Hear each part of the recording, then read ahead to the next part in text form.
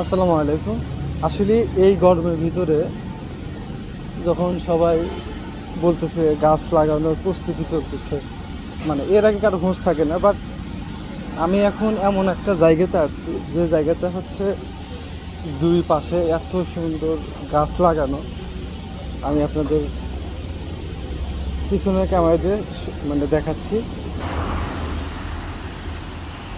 দেখেন কত সুন্দর একটা জায়গা। আর এই জায়গাটা হচ্ছে শালনা